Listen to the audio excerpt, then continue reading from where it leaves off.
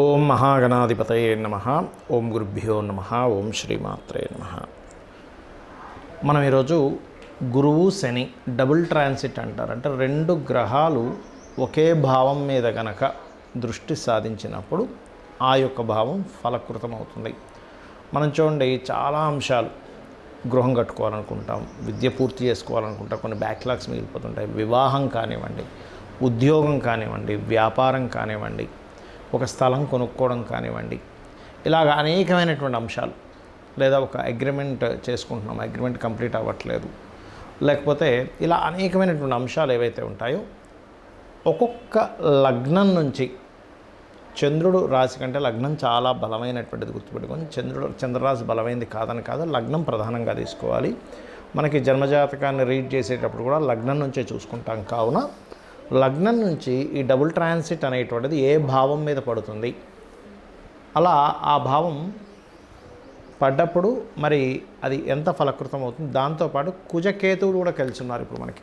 దాని ద్వారా ఎటువంటి జాగ్రత్తలు తీసుకోవాలి, ఈ డబుల్ ట్రాన్సిట్ మరియు కుజకేతువుల యొక్క ప్రభావం ఎంతకాలం ఉంటుంది. ఇది డబుల్ ట్రాన్సిట్ దాదాపుగా 1 year ఉంటుంది.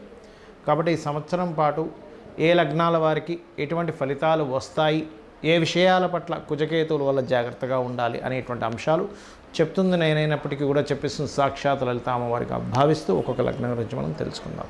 వృశ్చిక లగ్నము, వృశ్చిక రాశి. వృశ్చికం వారిగా చూసుకుంటే మీకు ధనస్థానం మీద ఈ యొక్క డబుల్ ట్రాన్సిట్ అనేటువంటిది ఉంది. కాబట్టి ఫైనాన్షియల్ ఇంప్రూవ్మెంట్స్ బాగా పెరుగుతాయి. అయితే ఇక్కడ ఈ ఇంతకాలం నుంచి మీకు ఏదైతే అర్ధాష్టమ శని ఉందో, తద్వారా మీరు పడినటువంటి నిందలు కానివ్వండి, ఏదైనా కన్స్ట్రక్షన్ రిలేటెడ్గా మీరు చేసే ప్రయత్నం ఏదైతే ఆగిపోవడం కానివ్వండి, ఇవన్నీ కూడా ఇప్పుడు శని పంచమంలోకి వెళ్ళి 2వ స్థానాన్ని చూడడము, మరియు అష్టమ స్థానంలో ఉండే గురువు కూడా 2వ స్థానాన్ని చూస్తున్నందుకు కుటుంబ అభివృద్ధి ప్రధానంగా ఇక్కడ. కుటుంబ అభివృద్ధి, ఫైనాన్షియల్ ఇంప్రూవ్మెంట్స్, మీ మాటకు ఒక వాల్యూ పెరగడము, ఇటువంటివన్నీ కూడా మీకు ఈ డబుల్ ట్రాన్సిట్ వల్ల కలుగుతాయి. అయితే లగ్నం నుంచి దశమ స్థానంలో అంటే వృత్తి స్థానంలో ఎప్పుడైతే మీకు కుజుడు కేతువు కలిసి ఉన్నారో, మీకు లగ్న షష్టమాధిపతి అవుతాడు మీ లగ్నానికి కుజుడు. ఈ డైలీ లైఫ్ కారకుడు, వృత్తి కారకుడు, వృత్తి కారక స్థానమైనటువంటి దశమ స్థానంలో ఎప్పుడైతే కుజకేతువులు ఉన్నారో, ఇది రకంగా మీరు చేసేటువంటి ఉద్యోగంలో ఒక మంచి స్టేజ్ కూడా తీసుకెళ్లేటువంటి యోగాన్ని ఇస్తుంది ఇక్కడ. కాకపోతే ఆల్ ఆఫ్ సడన్గా ఉద్యోగం మారడము, మార్పులు, చేస్తున్న ఉద్యోగం మీద ఇంట్రెస్ట్ లేకపోవడము, మారిపోవాలనేటువంటి బలమైన నిర్ణయం తీసుకోవడము, లేనట్లయితే మీరు చేస్తున్న జాబ్లో ఎక్కడైతే ఉద్యోగం చేస్తుంటారో అక్కడ సుపీరియర్స్తో ఘర్షణ పడ్డము. ఎందుకంటే ఇది ఘర్షణ సంబంధించినటువంటి పిశాచి యోగం కూడా ఇస్తుంది దశమ స్థానంలో. అదేవిధంగా ఆల్ ఆఫ్ సడన్గా మిమ్మల్ని తీసేస్తానని మీరు అనుకోవడం, లేకపోతే వాళ్ళు తీసేయడం లాంటివి జరుగుతుంటాయి. మరి దీనికి ఎలాగా అంటే, దశమ స్థానంలో కుజకేతువులు ఉన్నందుకు వీలున్నప్పుడల్లా మంగళ ఆదివారాలు నవగ్రహాల్లో కుజ కేతు రవిగ్రహాల దగ్గర దీపారాధన చేయండి.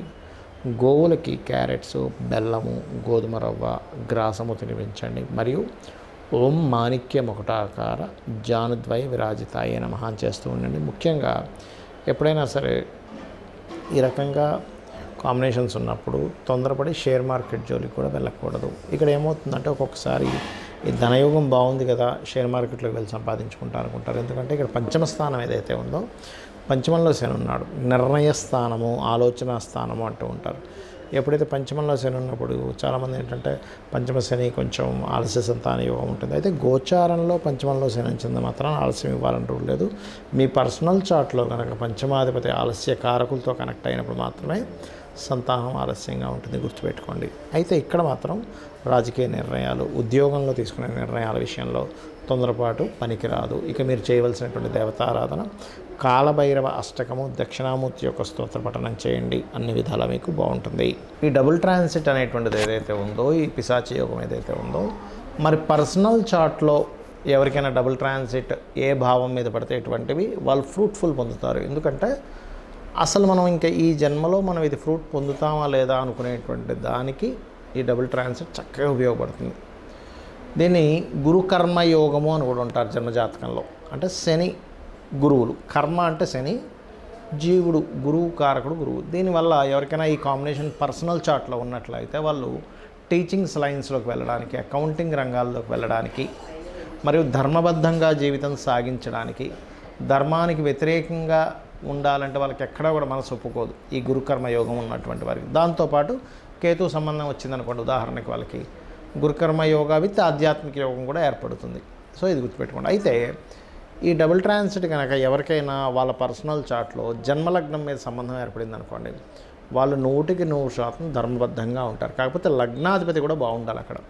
అలా కాదండి మాకు సెకండ్ హౌస్ కనెక్టివిటీ వచ్చింది ఈ గురుకర్మ యోగం, అలాంటి వాళ్ళు వీళ్ళు ఏంటంటే స్కూల్స్, కాలేజెస్, ముఖ్యంగా 9th హౌస్ బాగుందండి, 4th హౌస్ బాగుంది, ధనయోగం బాగుంది, ఒక మంచి నేను పెద్ద పెద్ద స్కూల్స్, కాలేజ్ పెట్టిన వాళ్ళ జాతకాలు కనుక చూసినట్లయితే వాళ్ళకి గురుకర్మ యోగంతో పాటు మంచి ధనయోగం ఉన్నప్పుడు కొన్ని వందల సెంటర్స్ ఓపెన్ చేయడము, కొన్ని అంటే అసలు ఎవరు ఊహించనంత దీంట్లో ఎడ్యుకేషన్ లైన్లోకి వెళ్ళిపోతారు వాళ్ళు. అదేవిధంగా 3వ స్థానంలో ఉంది గురుకర్మయోగం.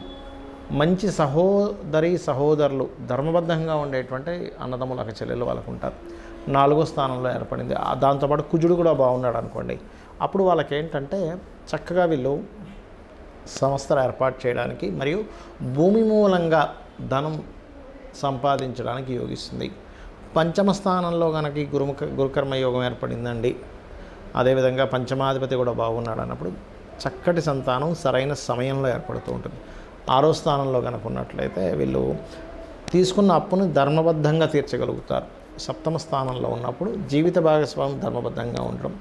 8వ స్థానంలో ఉన్నప్పుడు వీళ్ళకి ఏమవుతుందంటే పూర్వీకుల ఆస్తులు రావడం.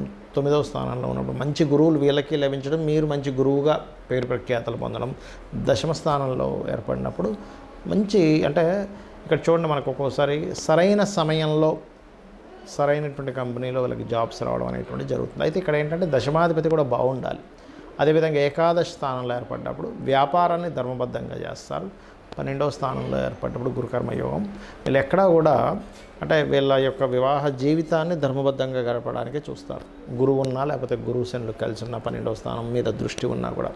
అయితే ఇవన్నీ నేను మీకు ఎందుకు చెప్తున్నానంటే ఇది ఖచ్చితంగా ఫ్రూట్ఫుల్ ఇచ్చేటువంటి కాంబినేషన్ అంటారు దీన్ని గురుకర్మ యోగం. మీ జన్మజాతకంలో ఏదైనా బలానా భావం మీద ఉంది కానీ ఆ భావాధిపతి కూడా బాగున్నాడు అన్నప్పుడు ఖచ్చితంగా ఆ భావాన్ని మీరు పొందుతారు. కొంతమంది అంటుంటారు చూసారు, ఏమిటోనండి నేను జీవితాంతం కష్టపడ్డానే అసలు ధనవంతుని అవుతాను అవను అని భయం వేస్తుందని. ఇటువంటి వారికి ధనస్థానం కనుక మీకు ధనాధిపతి బాగున్నాడు అన్నప్పుడు మీరు ఒక హోప్ పెట్టుకోవచ్చు జీవితంలో. ఎస్ నేను ఖచ్చితంగా ఏదో రోజు కేఎఫ్సి అధినేత చూడండి, ఆయన 70వ ఏట 65-70వ ఏట ఆయన మొత్తం ఆయన యొక్క సామ్రాజ్యాన్ని విస్తరించగలిగాడు. అంటే ఏంటంటే ప్రతి వ్యక్తికి కూడా వాళ్ళ యొక్క జాతక చక్రంలో ఒక గొప్ప యోగం, ఇలాంటి డబుల్ ట్రాన్సిట్ యోగం ఉన్నప్పుడు ఖచ్చితంగా వాళ్ళకి ఒక మంచి లైఫ్ అనేటువంటిది ఉంటుంది. చాలామంది ఏంటంటే ఇవన్నీ వదిలిపెట్టేసి కేవలం ఏలినాటి శని వల్ల నేను ఇబ్బంది పడుతున్నాను, కాల్సర్ప యోగం వల్ల ఇబ్బంది పడుతున్నాను అని బాధపడుతూ ఉంటారు. ఒకటి గుర్తుపెట్టుకోండి, మీ పర్సనల్ చార్ట్లో అసలు ఏ మహాదశ నడుస్తుంది, ఇది కేవలం తాత్కాలికమే. కొన్నిసార్లు కొన్ని మహాదశలు 5-6 ఏళ్ళు ఉన్నప్పుడు ఇంకా బ్యాలెన్స్ ఉన్నప్పుడు 5-6 ఏళ్ళ తర్వాత మీకు బాగుంటుంది. ఒక్కోసారి కొన్నిసార్లు కొన్ని కష్టం కూడా రావడం మంచిగా జరుగుతుంటుంది. అంటే ఎలా అంటే ఆ పర్టికులర్ పీరియడ్లో స్ట్రగుల్ అయినప్పుడు మనిషి చాలా స్ట్రాంగ్ అవుతాడు. ఆ స్ట్రాంగ్ మైండ్, స్ట్రాంగ్గా ఉండేటువంటి విల్ పవర్ వాళ్ళ లైఫ్లో ఒక స్టేజ్కి తీసుకెళ్తుంది. అంటే మీరు ఒక స్టేజ్కి వెళ్ళాలని యోగం ఉన్నప్పుడు చాలామంది ఏమంటుంటారంటే, ఏమండి ఎవరు చూసినా నా జన్మజాతకంలో అద్భుతమైన యోగం ఉంది, చాలా పెద్ద కోటీశ్వరులు అవుతావు అంటున్నారు, కానీ నేను చూస్తే ఇన్ని కష్టాలు పడుతున్నాను ఏమిటిది అంటూ ఉంటారు. నేను ఒకటే చెప్తాను, ఏ కోటీశ్వరుడైనా ఎంత పెద్ద బిజినెస్ మ్యాన్ అయినా ఒకప్పుడు కష్టపడ్డ వ్యక్తే. ఆ కష్టపడ్డాడు కాబట్టే, సఫర్ అయ్యాడు కాబట్టే అంత స్ట్రాంగ్ అవుతాడు. మిమ్మల్ని స్ట్రాంగ్ చేయాలంటే ఫస్ట్ గ్రహం ఒక కష్టాన్ని ఇస్తుంది, గుర్తుపెట్టుకోండి. కష్టం ఇవ్వకుండా స్ట్రాంగ్ అవ్వలేరు ఎవరు. మనం మజిల్స్ పెంచాలన్నా మన బాడీకి, మన మజిల్స్కి ఫస్ట్ కష్టాన్ని ఇవ్వాలంటే ఒక పెయిన్ ఇవ్వాలి. పెయిన్ ఇచ్చిన తర్వాతే అది స్ట్రాంగ్ అవుతుంది.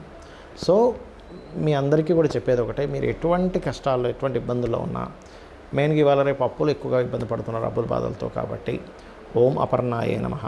ఫైనాన్షియల్ గ్రోత్కి ఓం సంపత్కరీ సమారూఢ సింధుర వ్రజ సేవితాయే నమః అనే మంత్రం.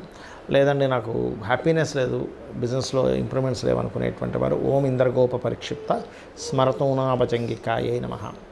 అలా కాదు నాకు మంచి జాబ్ రావట్లేదు అనుకునేటువంటి వారు ఓం మాణిక్య మకుటాకార జానుద్వయ విరాజితాయే నమః అని చేసుకోండి. అన్ని విధాలు మీకు బాగుంటుంది. శ్రీమాత్రే నమః.